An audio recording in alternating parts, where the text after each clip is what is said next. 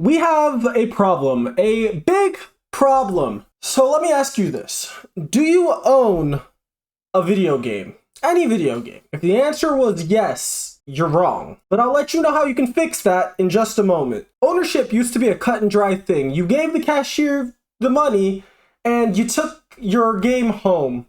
It's yours. They couldn't do anything to the disc. They couldn't change anything about it. It was your game. If they made a new game, but you preferred the old one, you could just say, nah, I'm good, and kept playing your game. Same thing for digital games.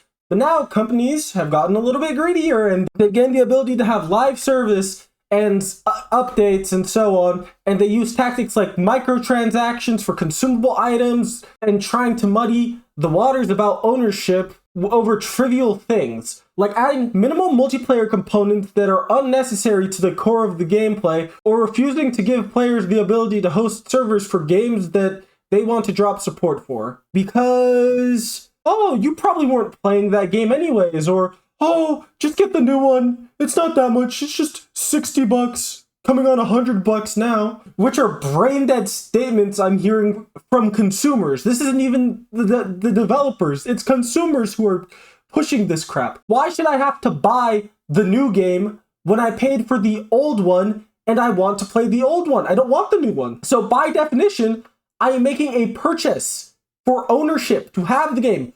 A rental or a subscription is when I should have to worry about my game being taken away and being revoked, or if I'm hacking on multiplayer servers and there is no single player component that I can engage with in that game instead. But how do we fix this? Simple. Only if you are a European citizen, you can really help. You have less than a month to sign the Stop Killing Games petition. But what is this petition? The intention is to get this concern to a bunch of people who are qualified to actually make rules about this issue, rather than having a bunch of people speculate about it and letting companies make decisions based on their interpretation of consumer rights laws that already exist, or completely evade them by innovating on new technologies that don't already have laws based around them yet. Allowing them to essentially create this narrative that you really should just get the new game and accept that you lost ownership of a game that you paid for, full price for.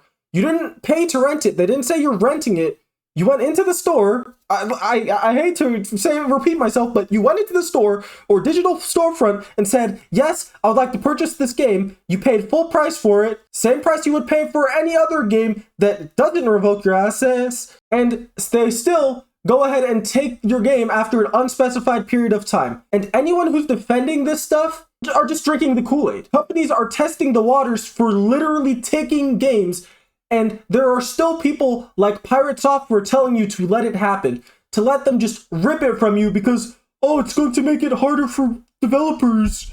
It is criticized as a vague and inconclusive petition by Pirate Software, or that it's not good for developers. And he's right, because that's the point. It's quite funny because he often misconstrues aspects of the petition, which quite blatantly cannot really be interpreted any other way unless you're trying to kill the movement. Saying things like the Crew is an online-only game. Keep in mind, I've beat the whole game and I've never paid for Xbox Live in my life. I've beat the whole single-player campaign and I did not connect to a single-player component at any point. I've never played with anybody on the game. But for argument's sake, let's say this initiative did try to kill live service games. Made it impossible for developers to make games that require all these proprietary tools. Pretty simple, in fact. These companies providing said proprietary aspects of the binaries will have to adapt. They'll have to go ahead and change their business practice. Otherwise, there's no point for them to exist if these developers have to make their own tools that will actually function to do this thing. Or some other company will come in and provide tools to where they can, to where the developers can provide server binaries to the players. We aren't just tugging on the game developers and changing what game developers have to do. We're also tugging on people who are actively make game development harder and make products have to die. He said that we would be killing games like League of Legends and live service slop with this movement, but I think he's wrong. I think we would be giving it a second life. These games would be able to function just fine. And honestly, his argument about people monopolizing a private server versus our argument with dead servers cancel each other out. People prefer a lively server, as you've said. You wouldn't just go to some idiot that's hosting a private server with 3 people on it. Minecraft does just fine killing off unfair monetization on unofficial servers by just putting it in the EULA, which apparently a license is enough of a reason to take a game away, so it should be enough of a reason to take a server away. Right, Pirate Software? Or am I wrong? Then you could go ahead and make monetization available on a third-party server as well. If they go through the developers' channels and they take, a 50% cut of everything that's made, not only will it be fine if somebody decides to host their own private server, but it'll also go ahead and benefit the actual company, because then they might set up something that, the initial companies would never have thought to do. There's so many different solutions to issues you've presented, and 10 months later, I have to come back and tell you these solutions. You have to actively be trying to kill this movement if you aren't going to try to think of these solutions. This isn't, this petition will not create laws. This petition isn't us saying that this is how it should be. It's us going ahead and playing around with ideas and trying to present ideas to actual people who are way smarter than us in how we can prevent things unfair things like this happening. Gamers, if this passes, gamers will not be robbed, hopefully, and developers will still be able to make the games that they want, if gamers want them, of course. This petition won't force developers or companies to do anything outrageous. It's to prevent them from doing anything outrageous, like the crew situation, and will likely provide alternative solutions going forward. For example, if a game's existence has to end, developers could let players know in advance, and I think that's a reasonable ask. Whenever you rent something, for an extended period of time, okay, I get to have this, and then I have to let it go. When you pay for a subscription service, okay, every month I have to pay this, or I don't get to have this anymore. Even if you can't give an exact date for whatever reason, you could go ahead and say, this game will be unplayable. You will have at least 2 years to play it.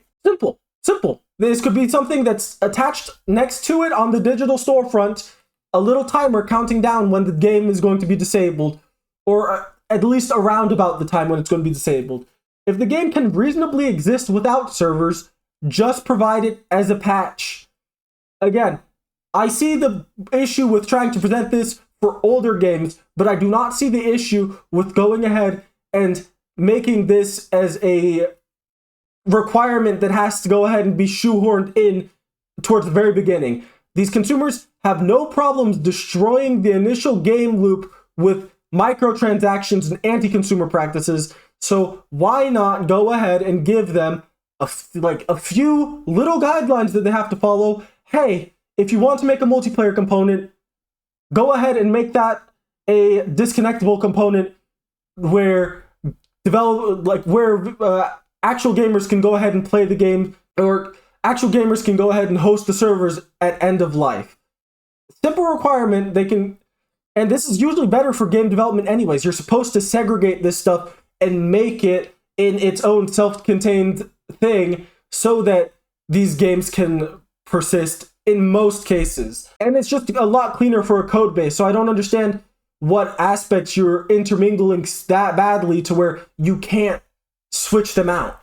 And I honestly think that the only reason that this is terrifying developers like Pirate Software, it's not because they actually think that this will prevent them from making the games they want, but because they are scared that they will have to accept changes, which is fair. It is going to be a little bit difficult to try and change up the workflow that you had since the very beginning, and there will be, growing pains. But I think in the end, this petition will get us the good ending. This is your chance as a gamer to stand up and take back your games, to take ownership into your own hands.